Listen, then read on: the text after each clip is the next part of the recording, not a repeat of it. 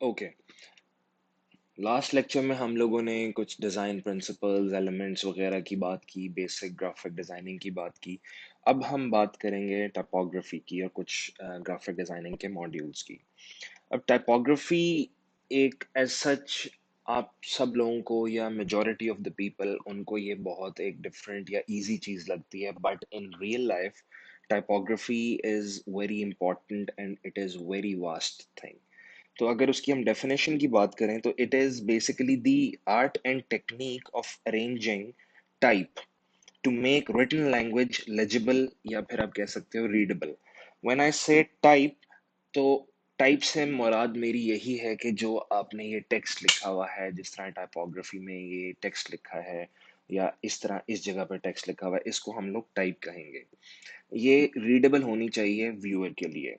Typography also deals with style arrangement of numbers या फिर symbols जो कि प्रोसेस में यूज हुए होते हैं। एज इन टाइपोग्राफी में हम सिर्फ ये अल्फाबेटिक वर्ड्स जो लिखे हुए हैं ABC, उसको सिर्फ टाइपोग्राफी नहीं कहेंगे। कुछ सिंबल्स हैं वो भी यूज होते हैं, कुछ न्यूमेरिक्स जो है 1 2 3 उसको भी हम टाइपोग्राफी में ही इंक्लूड करेंगे। सो इन सब चीज़ों को देखते हुए हम लोगों ने टाइपोग्राफी के ऊपर बात करनी है। Now comes the part where we can how we can improve typography, कि अगर आपने टाइपोग्राफी डिजाइन के अंदर प्लेस करनी है तो उसको किस तरीके से आप प्लेस कर सकते हैं। उसके अंदर सबसे जो मेजर थिंग है उसको हम मेजर कहेंगे। Major, by focusing on measure, designers can make the user more comfortable while reading. Like आपके सामने जो ये हमारा प्रेजेंटेशन है, ये आपके लिए एक रीडेबल है। आप लोगों के लिए कोई इतना ज़्यादा लेंथी लेटर्स या लेंथी लाइंस नहीं लिखी हुई कि आप लोग जब नेक्स्ट लाइन के ऊपर जा रहे हो तो आपको ये भूल गया है कि ऊपर वाली लाइन कौन सी थी। सो इसके साथ हम मेजर के साथ प्ले करेंगे, ठीक है। As we all know, one single line with lot of characters will make the reader deviate while moving to the second line. जैसे मैंने अभी बात की, फॉर एग्जाम्पल अगर ये how to improve typography in your designs ये यहाँ तक बिल्कुल एंड तक होता और इसका फॉन्ट और छोटा होता, तो ऑब्वियसली इसमें और बहुत ज़्यादा वर्ड्स और कैरेक्टर्स आ जाने थे। तो उससे क्या इशू होना था कि आप लोगों ने जब नेक्स्ट लाइन पे जाना था तो उससे आप लोगों को ये मसला हो जाना था कि फिर जो हमारी प्रीवियस लाइन थी वो कौन सी थी। जो एक नॉर्मल थंब रूल है या एक रूल है कि कितने करेक्टर्स होने चाहिए एक लाइन में, that is around 40 to 80 characters. कि जब आपने नेक्स्ट लाइन पे मूव करना है तो जो ऊपर वाली लाइन है उसमें 40 से 80 करेक्टर्स हों, उससे ज्यादा ना हो। By characters I mean to से ये जो एक टी है, देन वाई है, देन पी है, दीज आर करेक्टर्स 1 2 3 इस तरह करके करेक्टर्स होते हैं। And this whole typography is one word, ठीक है। तो आपने इन चीजों का ख्याल रखना है। Then comes mood of content. Now every font has its own personality. It would be wrong if I would say कि हर फॉन्ट एक ही साइज का होता है। ये इस तरीके से हम लोग फॉन्ट को डिफाइन नहीं कर सकते। अब जैसे कि मैं आपको एक एग्जांपल देता हूँ, हेलवेटिका एक फॉन्ट है which is a very good font and very well known font in the typography history. उसके साथ अगर मैं ये स्क्रिप्ट फॉन्ट को कंपेयर करूं तो हो सकता है इसको जब मैं डिजाइन कर रहा था तो मे बी ये मैंने रखा हो 30 या 40 पॉइंट्स पे। अब अगर एक नॉर्मल हेलवेटिका का फॉन्ट है उसको अगर मैं 30 या 40 पॉइंट्स पर रखूंगा तो वो बहुत बड़ा हो जाएगा। सो हर फॉन्ट की अपनी पर्सनैलिटी होती है और हर फॉन्ट एक जगह पे लग भी नहीं सकता। डिफरेंट फॉन्ट्स को आप लोगों ने डिफरेंट जगह पे लगाना है। Okay, then comes leading. अब लीडिंग क्या होता है कि the space between two lines is known as leading and it plays a very important role in readability. इसको अगर मैं अभी आपको इस कैनवस पे इस प्रेजेंटेशन पे ही एग्जांपल देता हूँ, जब फ्यूचर में हम लोग नेक्स्ट लेक्चर से शुरू करेंगे इसका प्रैक्टिकल करना, तो फिर मैं आप लोगों को बताऊंगा कि किस तरह से लीडिंग को हम लोग चेंज कर सकते हैं और लीडिंग होती क्या है। यहाँ पे जिस तरह मैंने ग्राफिक और डिजाइनिंग लिखा हुआ है, अब अगर मैं ये डिजाइनिंग वाला जितना भी एरिया है उसको मैं ऊपर लेके चला जाऊं, ज्यादा ऊपर ले जाऊं और ये ओवरलैपिंग करना शुरू कर दूं, दैट विल मीन कि जो मेरी इस ग्राफिक डिजाइनिंग की लीडिंग है वो पुअर है और वो कम है। तो मैंने इसकी लीडिंग को इंक्रीज किया, जिससे ये इन दोनों के अंदर गैप आया और रीडेबिलिटी का इशू एज सच नहीं आ रहा। ठीक है, तो इसको हम लोग कहते हैं लीडिंग। उसके बाद हायरार्की ऑफ डिजाइन आ जाती है कि a good design will automatically tell you that the hierarchy is already set. Hierarchy का मतलब क्या होता है कि आपने इंफॉर्मेशन को प्रायोरिटाइज करना है उसकी इंपॉर्टेंस के साथ। जो हेडिंग है उसको हमने टॉप पे रखा और उसको बोल्ड किया। जस्ट लाइक ओवर हेयर ये टाइपोग्राफी था, इसको मैंने टॉप पे रखा और इसको मैंने जरा बोल्ड करके लिखा ताकि आप सबको नजर आ जाए कि यहाँ पे हेडिंग जो है ये जरा थोड़ी बड़े लेटर्स में या बड़े साइज में लिखी हुई है। उसके बाद उसकी आई सब हेडिंग्स, जिस तरह ये what is typography, how to improve typography and so on. ये बिल्कुल मैंने थोड़ा सा फॉन्ट इसका छोटा किया। इस वजह से छोटा किया क्योंकि ये सब हेडिंग्स थी। उसके बाद मैंने बुलेट पॉइंट्स लगाए और इस तरीके से हमने डिजाइन को बनाया। ठीक है, तो ये होती है हायरार्की के जो प्रायोरिटाइज करना है आपने अपनी इंफॉर्मेशन को, जो सबसे इंपॉर्टेंट है वो टॉप पे आएगी, जो उससे रिलेटेड है वो उसके नीचे आएगी, और जो फिर उससे रिलेटेड नहीं है वो ज्यादा और नीचे आएगी। तो आप लोगों ने अपने डिजाइन में इस तरीके से टेक्स्ट को सेट करना होता है। Then comes the vertical rhythm. अब vertical rhythm में it is somehow compulsory to maintain a vertical rhythm in your context. जो रीडर है उसको एक कांस्टेंट कॉन्टिन्यूअस पैटर्न नजर आना चाहिए और रीडिंग के ऊपर उसकी प्रॉपर ग्रिप होनी चाहिए। अब वर्टिकल रिदम में यहाँ पे आप देखें कि जो बुलेट्स हैं ये वर्टिकल चल रहे हैं और ये एक ही स्टाइल में चल रहे हैं। दैट मीन्स कि आप लोगों को पता है कि ये बुलेट के आगे एक पॉइंट है और उसके बाद जब अगली बुलेट है तो that means this is a new point. Then comes the next bullet, उसका एक न्यू पॉइंट है। इस रिदम को हमने तोड़ना नहीं है, ताकि जो यूजर है उसको ये समझ आ जाए कि ठीक है, जो हर बुलेट है उसका एक अपना मीनिंग है या उसका एक अपनी डेफिनेशन है और वो एक न्यू पॉइंट स्टार्ट हो रहा है। तो इस तरीके से हमने वर्टिकल रिदम को मेंटेन करना है। Then comes the spacing and the alignment. ये बहुत इंपॉर्टेंट दो चीजें हैं, स्पेसिंग एंड अलाइनमेंट। और ये ऑटोमेटिकली आपको भी पता लग जाएगा इससे, और यूजर को या रीडर को पता लग जाएगा कि आपका डिजाइन अच्छा लग रहा है या नहीं लग रहा। फॉर एग्जांपल जिस तरह मैंने लीडिंग की बात की थी तो ये भी स्पेसिंग ही थी। उसके बाद यहाँ पे जो मैंने स्पेस दिए हुए हैं इन सब के अंदर, ये भी हमारी स्पेसिंग हुई हुई है। इसको हमने इतना ज्यादा भी नहीं करना और इतना कम भी नहीं करना कि ये पढ़ा ना जाए। सिमिलरली उसके बाद जो हमारी अलाइनमेंट है, जिस तरह मैंने पहले भी बात की थी पिछले लेक्चर में कि डब्ल्यू जहां से शुरू हो रहा है, हमने हाउ का एच भी वहीं से शुरू किया है, टाइपोग्राफी का टी भी वहीं से शुरू किया है। दैट मीन ये सारे का सारा अलाइंड है। एंड देन इन दोनों के बीच में जो गैप है, लेट्स से 15 या 20 पिक्सल्स का है, उसी तरीके से गैप आपने बाकी सब का भी शो करना है। ठीक है, this is known as the alignment. Then comes the kerning, Kerning. Now kerning is basically the most overlooked feature in the design, yeah, in typography. It is basically the space between each single letter of a word, like T और Y, इन दोनों के बीच में जितना gap है, इसको हम लोग Corning define कर देंगे कर्निंग के साथ कि ये कितना होना चाहिए या कितना है, या how much does it look, अच्छा कितना लग रहा है और कितना नहीं लग रहा। ठीक है, इसको हम लोग इस तरीके से डिफाइन कर रहे होंगे। तो आपने इस चीज का ख्याल रखना है। ये कर्निंग भी हम one by one he change कर सकते हैं, वो भी आगे फोटोशॉप में आपको टूल में करेक्टर टूल का बताऊंगा जब पढ़ाऊंगा टाइपोग्राफी से related. Then you will know कि हम लोग किसी भी टेक्स्ट को किसी भी फॉन्ट की कर्निंग अपनी मर्जी से भी चेंज कर सकते हैं। जैसे स्क्रिप्ट फॉन्ट, ये वाला फॉन्ट जो डिजाइन वाले फॉन्ट होते हैं, इसके अंदर सबसे ज्यादा इशू क्या होता है कि आपको जो सारे लेटर्स हैं वो ओवरलैप किए होते हैं।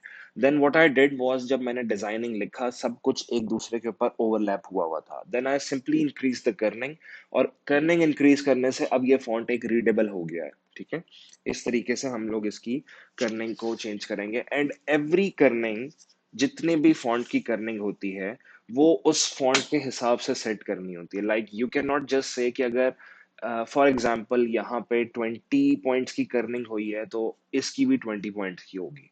इसकी बहुत कम पॉइंट्स में कर्निंग होगी अगर होगी। Why? Because this is a normal font, this is not a script font. Script font की कर्निंग ज्यादा होती है। Then comes the background colour check. अब ये आप लोगों ने मेक श्योर करना है कि आपने एक प्रॉपर कलर की चॉइस ली है, और उसमें जिस तरह ये अगर बैकग्राउंड मेरा वाइट है तो उसके ऊपर मैंने ब्लैक कलर का फॉन्ट यूज किया है। अब अगर मैं इसके ऊपर ग्रे कलर का फॉन्ट यूज कर लेता या कोई थोड़ा सा व्हाइट कलर का फॉन्ट यूज कर लेता, देन ऑब्वियसली आप लोगों को पढ़ने में इशू होना था। तो आप लोगों ने इस चीज का ख्याल रखना है कि आपका जो बैकग्राउंड का कलर है उसके साथ आपके फॉन्ट को मैच नहीं होना चाहिए इन एनी केस, वरना आपको फॉन्ट चेंज करना पड़ेगा लाजमी। ठीक है। Then comes the development of the observation skills, like this will deal with your aesthetic sense. अब aesthetic sense basically ना मैं आपके अंदर डेवलप कर सकता हूँ, ना कोई और इंसान डेवलप कर सकता है। Aesthetic sense is basically developed by yourself. How? By observing. Like अब आप लोग एक डिजाइनर बन रहे हो, तो आप लोगों ने गुजरते हुए आप लोगों के सामने बहुत ज्यादा बिलबोर्ड्स आएंगे। What I want you to do is, जैसे मैंने कल भी बात की थी, कि आप लोगों ने उसको देखना है कि ये किस तरीके का डिजाइन है, इसमें कहाँ कहाँ स्पेसिंग है, कहाँ पे कर्निंग हुई है, कहाँ पे लीडिंग हुई है, और उस तरह से आपने डिजाइन को बनाना है। स्टार्ट में what I would recommend is, आप लोगों ने जो इंस्पिरेशनल साइट्स हैं, वेबसाइट्स हैं, जिसमें Pinterest is number one, then comes Behance, then comes Dribbble, and then comes Google. तो मैं आप लोगों को यही रिकमेंड करूंगा कि आप लोग Pinterest को ओपन कीजिएगा और उस पे कोई भी डिजाइन है उसको सेव करें, उसी को कॉपी करना शुरू कर दें। उससे क्या होगा, एक तो आप लोगों का जो टूल का स्किल है वो डेवलप होगा, एंड देन विद दैट आप लोगों को ये आइडिया होता जाएगा कि कौन सी चीज कहाँ पे प्लेस करनी है।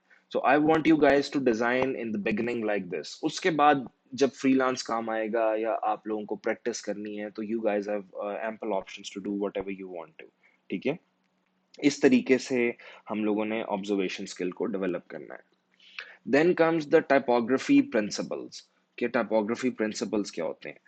इन दिस आपका सबसे पहले जो एक मेन पॉइंट है वो आता है कि you should know the art. Like you should know how to creatively use the typography art. like every typeface has its own weightage and meaning, and that should be used accordingly। जैसे मैंने कहा कि ये जो script font था, ये obviously मैं यहाँ पे टाइपोग्राफी नहीं लिख सकता था इस फॉन्ट के अंदर। वाई? बिकॉज हेडिंग में ये अच्छा लग रहा है, या ये साइड पे जो ग्राफिक डिजाइनिंग की हेडिंग है, बट इसको अगर हम लोग मेन हेडिंग में लेकर आए और सब हेडिंग्स में लेकर आए, I don't think so that that's gonna be working good, और वो बिल्कुल भी अच्छा नहीं लगेगा।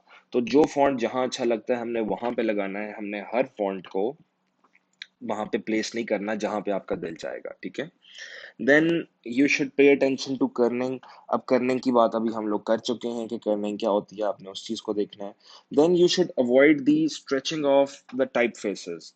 Now type faces means font. ठीक है। मैं इसकी बात कर रहा हूँ, जब मैं टाइप फेस बोलूंगा that means I am talking about font. आप हमारे पास ये ऑप्शन होती है कि अगर मैंने ये टी लेटर लिखा है, इसको मैं जितना मर्जी स्ट्रेच करना चाहूं मैं स्ट्रेच भी कर सकता हूं, लेकिन आप लोगों ने इसको स्ट्रेच नहीं करना। What you guys have to do is, आप लोगों ने इसके पॉइंट्स इंक्रीज करने हैं, जिस तरह आप लोगों ने माइक्रोसॉफ्ट वर्ड में भी देखा होगा, 15 16 17 18 20। हमने इस तरीके से फॉन्ट को इंक्रीज करना है, हमने इसको स्ट्रेच नहीं करना। जैसे ही हम इसको स्ट्रेच करेंगे तो ये फॉन्ट अपनी लुक छोड़ जाएगा और ये बहुत डी शेप हो जाएगा। So you should not do that. उसके बाद हमारे पास आ जाते हैं एलिमेंट्स ऑफ टाइपोग्राफी। अब टाइपोग्राफी के एलिमेंट्स क्या होते हैं? One is serif, SEIRF, and one is sans serif. अब SAN, सैन मीन्स नो। ठीक है। सो सेरिफ मीन्स जिसमें सेरिफ इंक्लूडेड है, और सैन सेरिफ जिसमें सेरिफ इंक्लूडेड नहीं है। Now what is serif and sans serif? अब यहाँ पे आप जैसे, let me give you an example. ये मैंने टी लिखा हुआ है। अब इस टी में आप देखें इसके साइड पे, लेट मी जूम इन। अब इसके साइड पे यू कैन सी के कॉर्नर्ड एजेस हैं, जिस तरह वाई है, पी है, देन ये जी आ रहा है, आर है, इसके साइड पे एजेस निकले हुए हैं, इसको हम कहेंगे serif font. Okay. And then when it comes to sans serif, sans means no.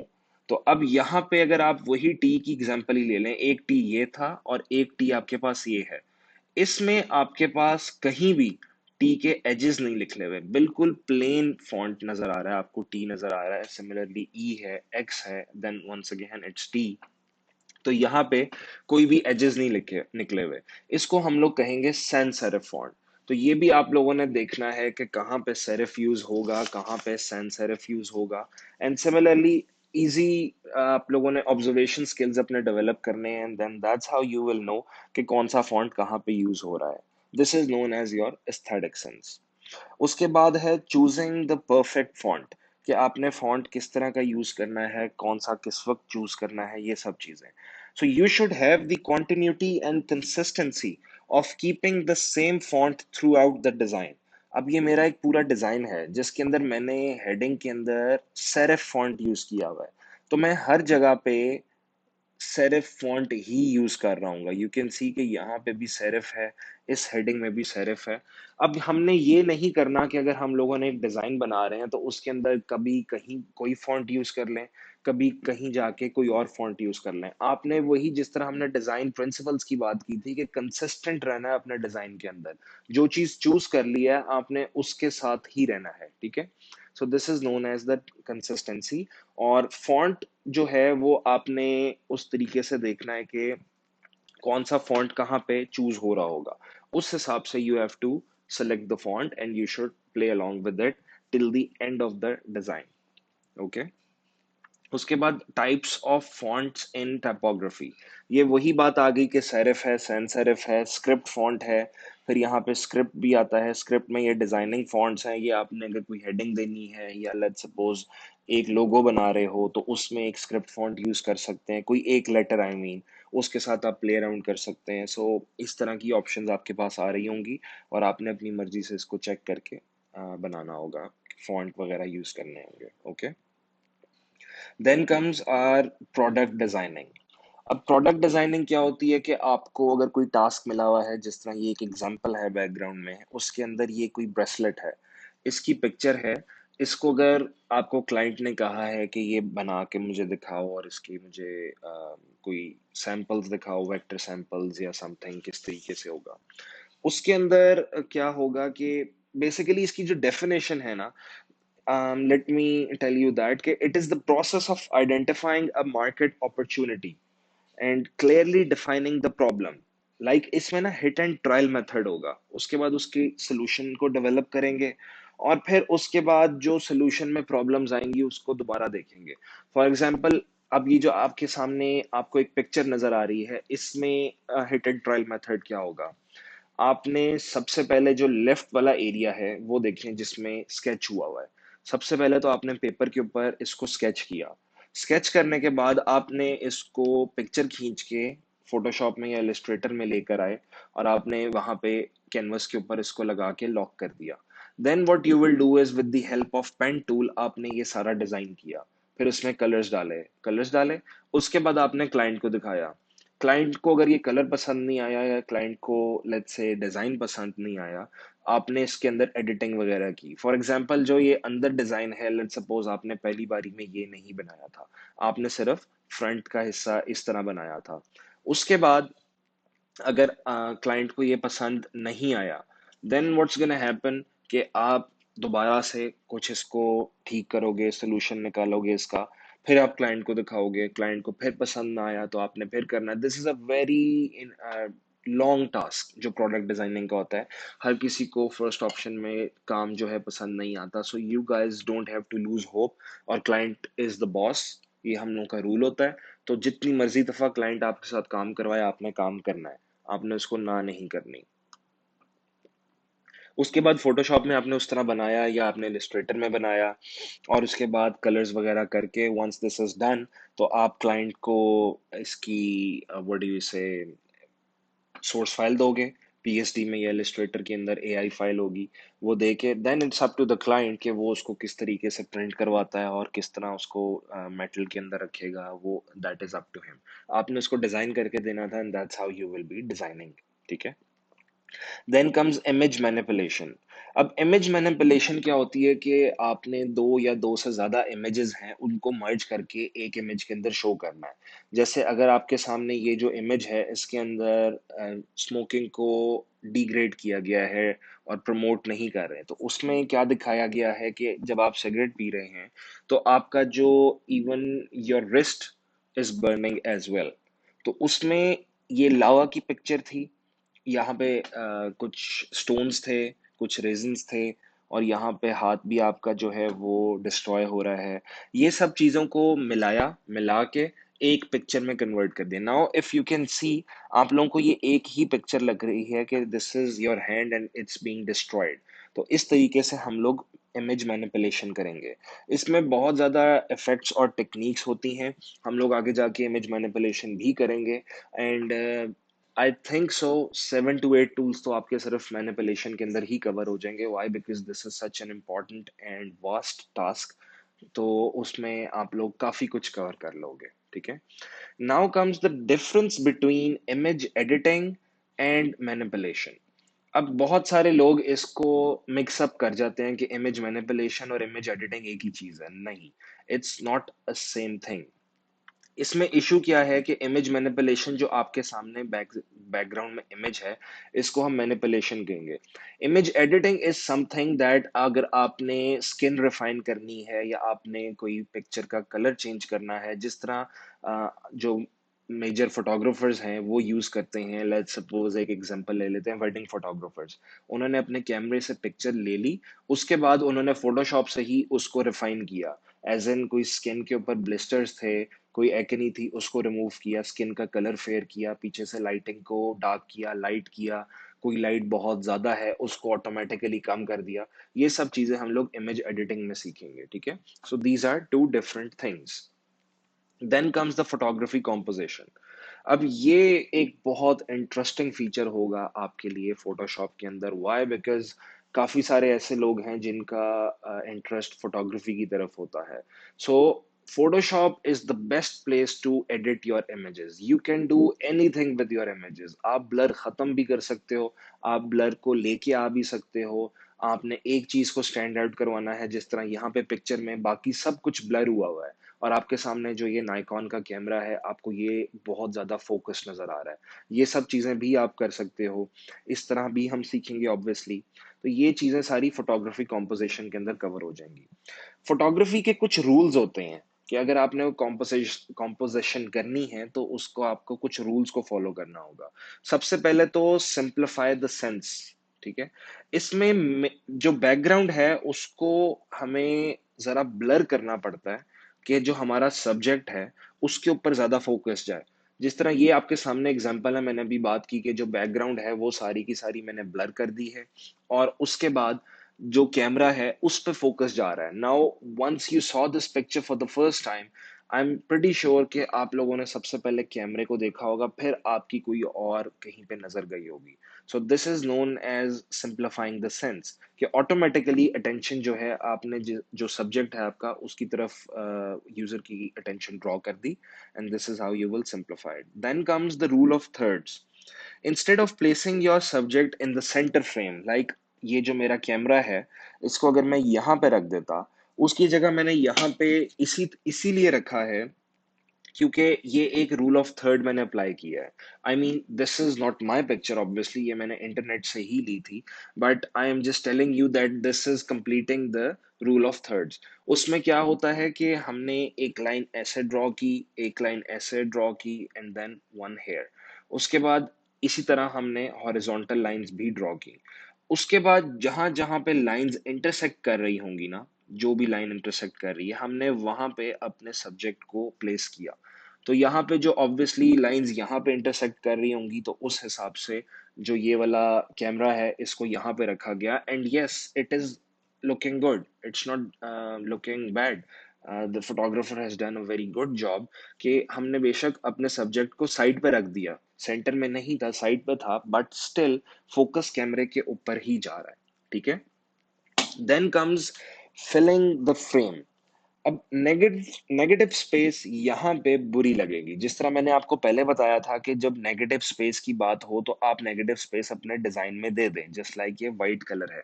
लेकिन जब फोटोग्राफी की बात हम करेंगे तो उसमें नेगेटिव स्पेस हमारे पिक्चर के अंदर नहीं आनी चाहिए।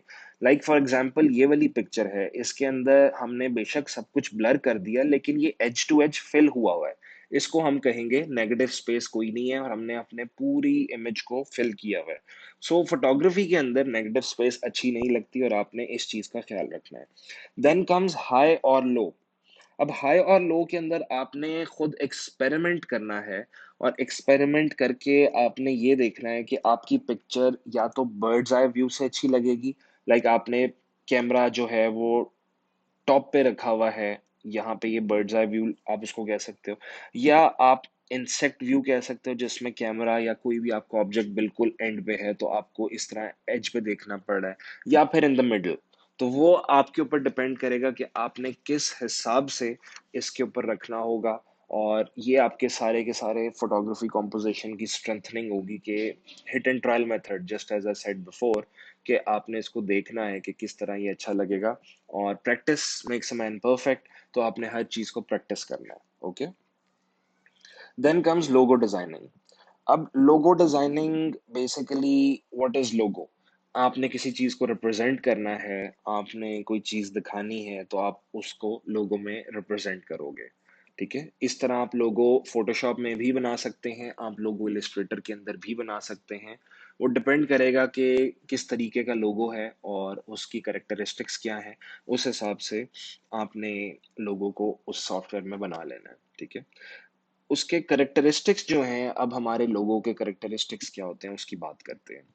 उसमें सबसे पहले तो it should be simple, like people should easily recognise it. जिस तरह मैंने आपको फेसबुक के लोगों का बताया था, एक सिंपल लेटर है एफ, दैट्स इट, उसके बाद और कुछ भी नहीं है। तो वो कितना सिंपल लोगो है और सबको सबकी पहचान में है कि जब इस तरीके का शॉर्ट फॉर्म में या लोअर केस में एफ उस तरीके का लिखा हुआ है तो एवरी वन कैन टेल कि दिस इज फेसबुक लोगो। ठीक है, then it should be scalable, like easily enlarged, or it should be decreased। जितना मर्जी आप इसको बड़ा कर लें या जितना मर्जी आप छोटा कर लें वो फिर भी अच्छा लगेगा, वो डीस्केल नहीं होगा। ठीक है, और वो रीडेबल रहेगा। Then it should be memorable, कि it should have a good impact on the user, के उसको देखते ही पता लग जाए और वो उसके माइंड के अंदर ये चीज रह जाए कि ये लोगो इस तरीके का था और ये इस कंपनी का लोगो है। Then it should be versatile, like आपको पता है कि मोबाइल फोन के अंदर भी लोगो चल रहा है, उसके बाद वेबसाइट पे डिफरेंट स्क्रीन्स हैं। जिस तरह 13 इंच के लैपटॉप हैं, 15 इंच के, 16 इंच के लैपटॉप्स हैं। कुछ लोग टीवी के ऊपर लगा लेते हैं, वो स्क्रीन और बड़ी हो जाती है। Then comes the tab, tab के ऊपर भी लगा लेते हैं। तो जहां मर्जी लोगो अपीयर हो, वो वहां पे उस स्क्रीन पे अच्छा एक इमेज या इम्पैक्ट डाले। ठीक है, and then it should be relevant and to the point.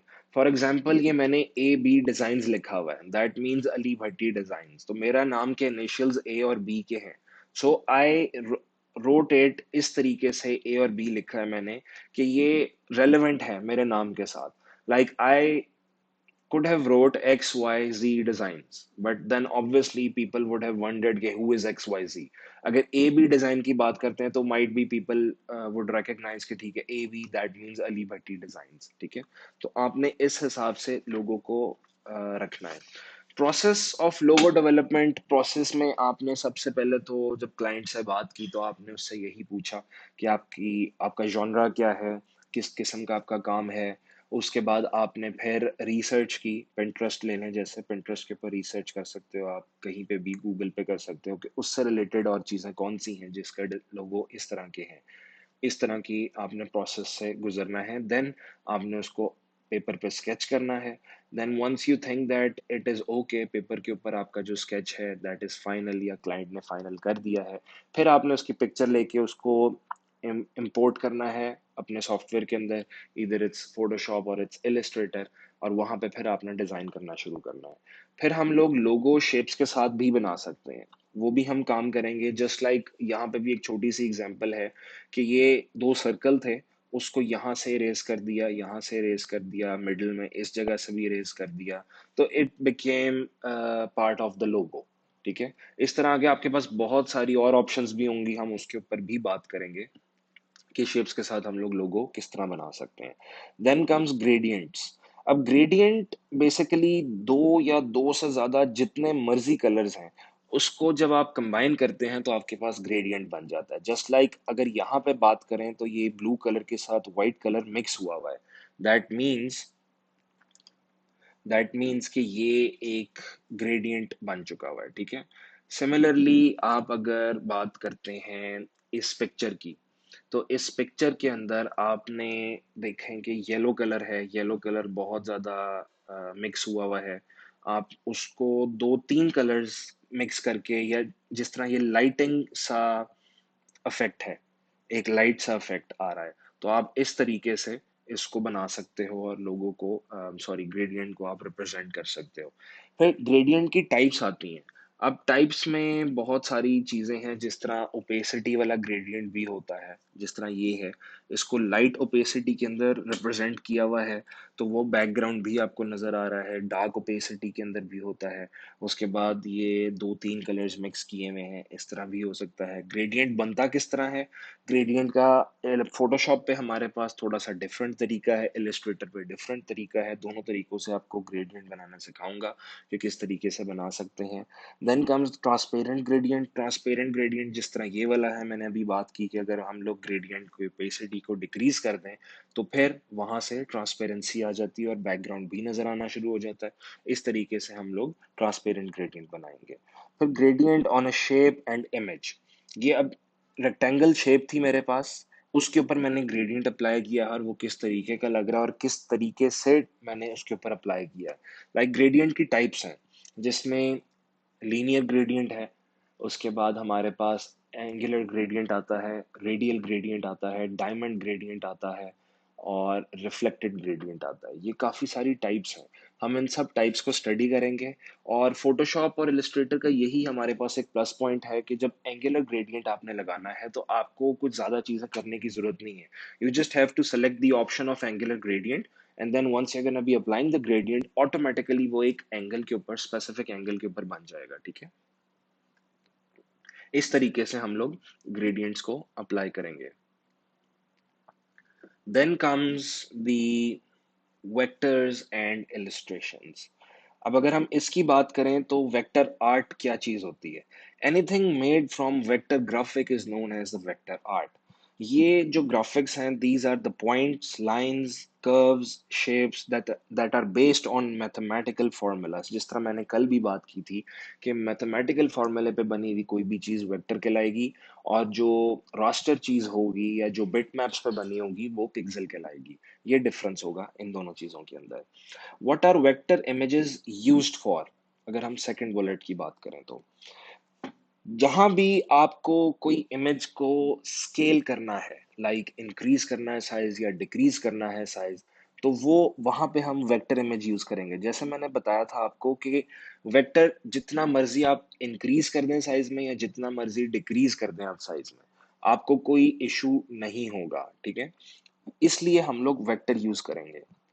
Then comes the difference between vectors and illustrations. तो वही बात दोबारा से आ गई कि vector is made by mathematical formula without any loss of resolution, and illustration are raster or 3D that are being used for photos, ठीक है। तो यहाँ पे आपके पास इलिस्ट्रेशन की भी डेफिनेशन आ गई कि 3D या रास्टर यूज हुआ होता है। उसके बाद इलिस्ट्रेशन और ग्राफिक्स आ गए। हम आगे जाके ये भी पढ़ेंगे कि कहाँ पे इलिस्ट्रेशन होती हैं, कहाँ पे ग्राफिक्स यूज होते हैं। जिस तरह यहाँ पे अगर हम देखें तो ये इलिस्ट्रेशन हुई हुई है, ये इलिस्ट्रेटर के ऊपर पेन टूल से कोई स्केचिंग हुई हुई है, और उसके बाद उसमें कलर इस तरीके से फिल किए गए हैं कि आपको ये एक डिज़ाइन एक लग रहा है और ये अच्छा सा डिज़ाइन लग रहा है, ठीक है। और उसके बाद ग्राफिक इलिस्ट्रेशंस क्या होती हैं, हम लोग इसकी भी आगे जाके बात करेंगे। तो ये बेसिकली आपका थेरी यहाँ पे एंड होती है। ये मेरा मकसद यही था आप लोगों को थेरी पढ़ाने का कि जब आप आगे प्रैक्टिकल वर्क हम करेंगे तो उसके अंदर आप लोगों को ये आइडिया होना चाहिए कि what you are working on. Okay, so इसलिए ये थेरी पढ़ाने का मकसद था। एंड नेक्स्ट टाइम से आप लोग जब भी कोई अपना डिज़ाइन कर रहे होंगे तो I want you guys to memorise those design principles, और उसको देखते हुए अपना डिज़ाइन बनाना है ताकि आप लोगों का कोई भी डिज़ाइन आउट ना हो। ओके, किसी भी तरह से एक आपका डिज़ाइन या जो आपके एलिमेंट्स हैं वो आपको खराब नहीं होने चाहिए। So this was the purpose of theory. और अब हम लोग नेक्स्ट लेक्चर से प्रैक्टिकल की तरफ जाएंगे, जिसमें सबसे पहले हम लोग पेन टूल की बात करेंगे। Okay, thank you.